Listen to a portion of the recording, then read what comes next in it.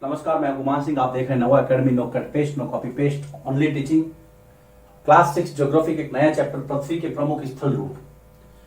पृथ्वी अर्थात हमारी धरती एकमात्र ऐसा ग्रह जहां पे जीवन संभव है। उसकी सतह पर जहां तक हमारी नजर जाती है, कुछ उबड़ खाबड़ सतह है, कुछ गहरे समुद्र हैं, अलग अलग प्रकार की संरचनाएं। उसमें से 3 संरचनाओं को हम यहाँ पर इस चैप्टर में डिस्कस करेंगे, पढ़ेंगे, जानेंगे उसके बारे में। पृथ्वी के प्रमुख स्थल रूपों में पर्वत, पठार और मैदान, इन तीनों के बारे में विस्तार से इस चैप्टर में चर्चा करेंगे। बहुत अच्छा चैप्टर है, छोटा भी है लेकिन बढ़िया है। ठीक है, तो हम शुरू करते हैं कि पृथ्वी पर जितने भी स्थल रूप हैं उनका निर्माण 2 प्रक्रियाओं से होता है। तो शुरू करते हैं हम।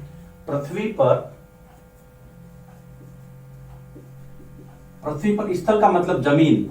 जमीन के विभिन्न जो प्रकार हैं, पृथ्वी पर स्थल रूपों का निर्माण 2 प्रक्रियाओं से होता है। 2 प्रकार की क्रियाएं होती है, प्रक्रियाएं होती हैं, उनसे होता है। एक होती है आंतरिक क्रिया और दूसरी होती है बाह्य क्रिया। एक होती है आंतरिक क्रिया और दूसरी होती है बाह्य क्रिया अर्थात बाहरी। आंतरिक का मतलब है बेटा, जमीन के अंदर जो हलचल होती है उसकी वजह से जो चेंजेस आते हैं उसको हम कहेंगे आंतरिक क्रिया, जो इंटरनल एक्टिविटीज है। और पृथ्वी की बाहरी क्रिया जो सतह पे देखते हैं, जो हमारी आंखों के सामने होती है। आंतरिक और बाह्य 2 प्रकार की क्रिया है। तो पहली या आंतरिक क्रिया जो है, उसके कारण जो पहली भूगर्भ के अंदर जो हलचल होती है, पहली या आंतरिक क्रिया के कारण पृथ्वी की सतह, जो बाहर का जो सरफेस है पृथ्वी का, ऊपर की जो धरातल है, ऊपर का जो धरातल है, ऊपर की जो परत है, इस क्रिया के कारण पृथ्वी की सतह कहीं ऊपर उठ जाती है तो कहीं नीचे धंस जाती है। पृथ्वी की सतह कहीं ऊपर उठ जाती है तो कहीं नीचे धंस जाती है। मतलब क्रिया अंदर होती है और असर उस हमें बाहर देखने को मिलता है। जैसे मान लीजिए ये पृथ्वी का टॉप लेयर है।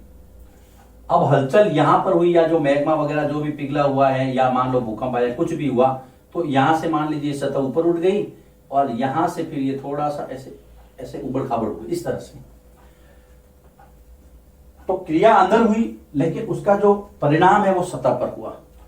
यहां पर क्रिया हुई और यहां पर परिणाम हुआ, ये धंस गया और ये ऊपर उठ गया। अब ये कैसे बनता है हम आगे चर्चा करेंगे, इसलिए अभी इसके अंदर ज्यादा यहां पे नहीं समझाऊंगा मैं।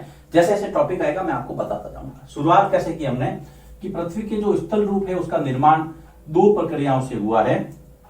पहली अंदर वाली आंतरिक और दूसरी बाह्य क्रिया। तो पहली या जो आंतरिक क्रिया है उसके कारण से पृथ्वी की सतह कभी ऊपर उठ जाती है तो कहीं नीचे धंस जाती है। अब आगे बढ़ते हैं। दूसरी या बाह्य प्रक्रिया के बारे में हम बात करते हैं। दूसरी या बाह्य प्रक्रिया से, पहली से तो हमने देखा कि उबड़ खाबड़ हो गई। अब दूसरी क्या होती है, जो बाहर होती है, वो स्थल के लगातार टूटने या बनने का जो प्रक्रम है वो प्रोसेस चलता रहता है। दूसरी या बाह्य प्रक्रिया से स्थल अर्थात जमीन के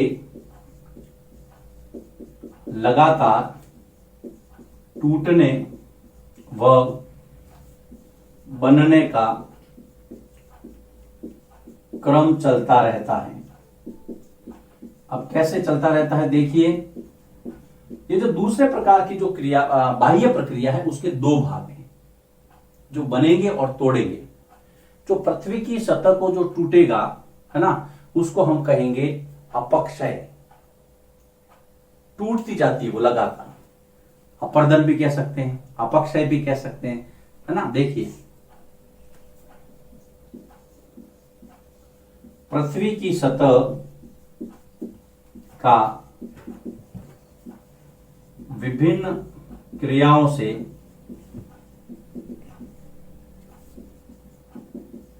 टूटना अपर्दन कहलाता है।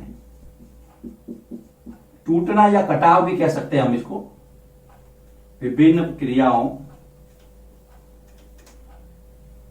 से टूटना व कटाव, ये क्या कहलाता है? अपर्दन कहलाता है। इससे कटेगी जमीन। मैं बताता हूं आपको, आगे समझाता हूं। दूसरा, अब ये जो अपर्दन होगा ना, इससे क्या होगा? इससे जमीन की सतह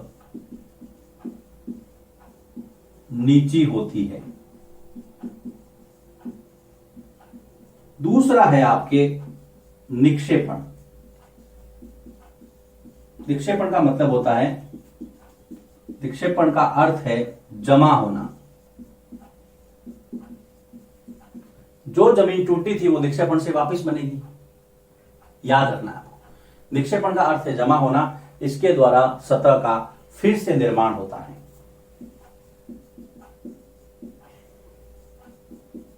इसके द्वारा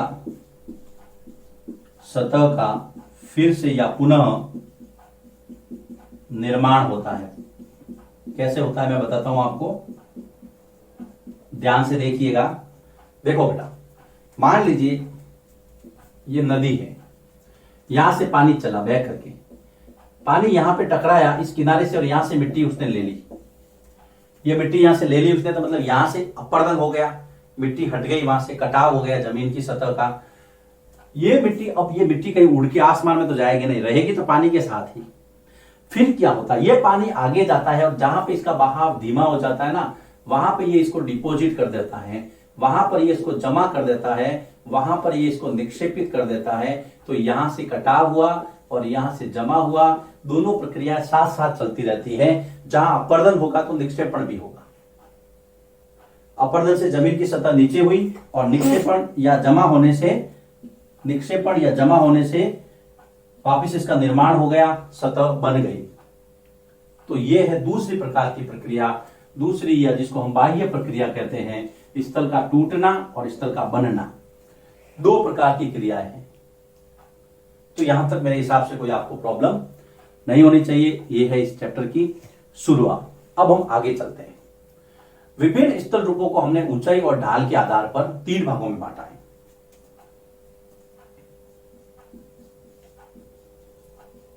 विभिन्न स्थल रूपों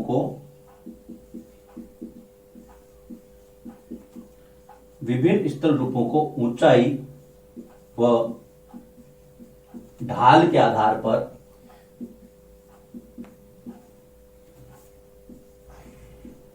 3 भागों में बांटा है, या 3 रूप है इसके। याद रखना, स्थल रूपों का जो क्लासिफिकेशन किया है वो 2 आधार रखे, उसका बेस क्या रखा है? एक तो बेटा ऊंचाई, हाइट के हिसाब से, और उसका जो दूसरा स्लॉप होता है। एक तो ये ऊंचाई हाइट, दूसरा स्लॉप, ये जो ढाल है इसके हिसाब से। हाइट और स्लॉप 3 प्रकार है, पर्वत, पठार और मैदान। पर्वत, पठार और मैदान, याद रखना। स्थल रूप 3 प्रकार के हैं, पर्वत, पठार और मैदान। जैसे जैसे हम पढ़ेंगे ऊंचाई और ढाल कम होती जाएगी।